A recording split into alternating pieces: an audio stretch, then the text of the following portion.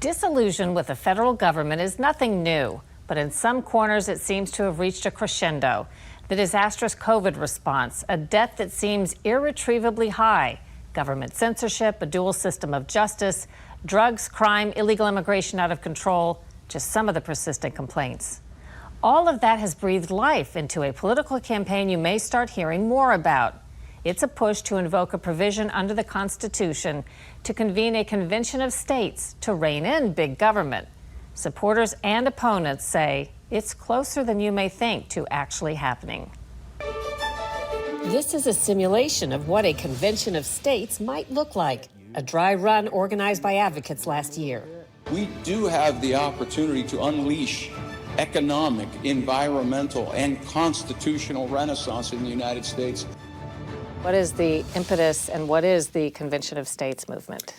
Well, on a personal level, for me, the impetus was my frustration with not really having accomplished the change that I wanted to see out of the Tea Party movement. All these people. Mark Meckler was a top organizer in the Tea Party, a popular movement started after controversial government bailouts of banks and insurance and car companies in the economic meltdown of 2008.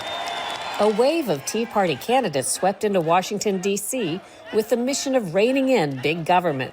When all these people got elected, the ideas got discussed, then they went to the D.C. swamp and they were just eaten by the swamp. I was there. Now Meckler heads a logical follow-on, a group called Convention of States Action, which is organizing grassroots campaigns in every state to push back on big government and what they see as systemic waste and corruption. Even Alexander Hamilton and Abraham Lincoln, who favored national government, emphasized that Article 5 gives states authority over the national government. Article 5 Convention of the States is a safe route to stopping federal overreach. Very simply, what does Article 5 say? So the second clause of Article 5 gives the states the power to call a convention to propose amendments. Same thing as Congress. When 2/3 of the states want to gather in convention, they do. They propose an amendment or amendments, and those go out to the states for ratification. We've never done that in the entire history of the country. To date, 19 states have passed Convention of States resolutions, starting with Georgia, Alaska, and Florida in 2014, and more recently, Nebraska, West Virginia, South Carolina, and Wisconsin in 2022, following several years of lobbying. Our founders recognized when they were drafting the Constitution, Congress cannot be the only body that's allowed to propose amendments. If so, we're never going to get amendments that are going to restrain the power of the government. This rally was last month in Pennsylvania, one of 20 states considering Convention of States resolutions this year. To call a convention, at least 2/3 of the states, or 34, must agree. Activists are pressing in all 50 states to try to get the required support. We're at 19 states, so past halfway, we have 15 states to go. That's just the beginning. At the convention, agreement from a majority, 26 states, would be required to propose any constitutional amendments. And 3/4, or 38 states, would have to approve or ratify any amendment for it to be added to the U.S. Constitution. We all know that our government is way off track. The debt is astronomical and is going to cripple not only our own freedom and our own economy, but our children and our grandchildren are going to be effectively slaves paying for all the things that we're spending money on today. We also know that Washington, D.C. will never fix itself. What is the working agreement that the states that have gotten on board so far are working under? The 3 subject matter areas being worked right now is term limits. Most Americans love the idea of term limits for Congress, but also term limits for staffers and bureaucrats. Second is anything that would impose fiscal restraints on the federal government. And then last, and I think most important, is anything that would limit the scope, the power, or the jurisdiction of the federal amendment. What I mean by that is the original Constitution had 17 enumerated powers. The federal government does pretty much everything nowadays way outside that scope, and we need to rein that in and tell the federal government that there are areas they're not allowed to be involved in.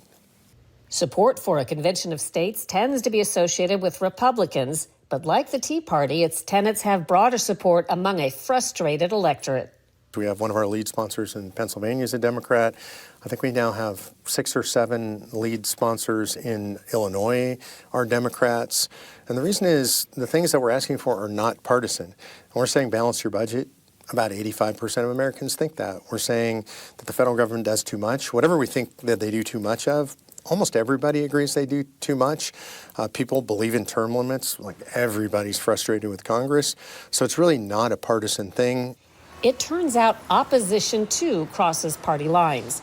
The left is calling a convention of states movement radical, extreme, undemocratic, far-right, and dangerous. We are talking about an incredibly radical vision of America. But this time it would be made permanent by a nuclear option that exists in the Constitution's Article 5. Liberal activist group Common Cause says wealthy donors, corporations, and radical far-right actors are pushing calls for an Article 5 convention to reshape our Constitution for their own benefit. Have you ever posted anything on social media? But a major opponent doesn't come from the far left. It's the John Birch Society, which advocates for less government, more responsibility. They assure us our right to bear arms is not at risk. The John Birch Society argues that a convention of states is a way tricksters are plotting to limit the Second Amendment right to bear arms. For example, they wish to clarify that the right to bear arms only applies to military and police forces, which would effectively repeal the Second Amendment. Why would they be holding study groups addressing the Second Amendment when this is outside the scope of their convention? This year, North Carolina could become the next of 34 states required to hold a convention of states. We passed the House last year, so it's just the Senate this year. I think we're going to get that done. I think that'll be the 20th state. But assuming supporters can eventually clear the many hurdles, if the idea is to rein in a federal government out of control, who says that government would obey new limits set by the people? It seems to me if the enforcers are the offenders, they're free to do as they wish. Let's say there is a constitutional amendment that requires some kind of balanced budget or a big change in how business is done in Washington, and they just don't do it. What happens? Yeah, I think that's probably the best question there is. The reality is the single most politically muscular act in our entire system of governance is the passing and ratifying of an amendment. Because it takes 38 states to ratify, it means the vast majority of the country are on board with it. Also, politicians do what they're incentivized to do. One of the reasons they don't make tough decisions like cutting spending right now is because the incentives are broken. They won't get reelected if they do that. If they have a constitution forcing them to do that, it's a different incentive system. And lastly, do you think as of today this is a long shot? I don't think it's a long shot. I really don't. The question is, do we get it done soon enough? That's really my big question, not whether it happens. Do we get it done before the country comes apart? When the federal government overstepped its boundaries, we could recalibrate the rules to take power away from Washington, D.C. and give it back to the people and to the states.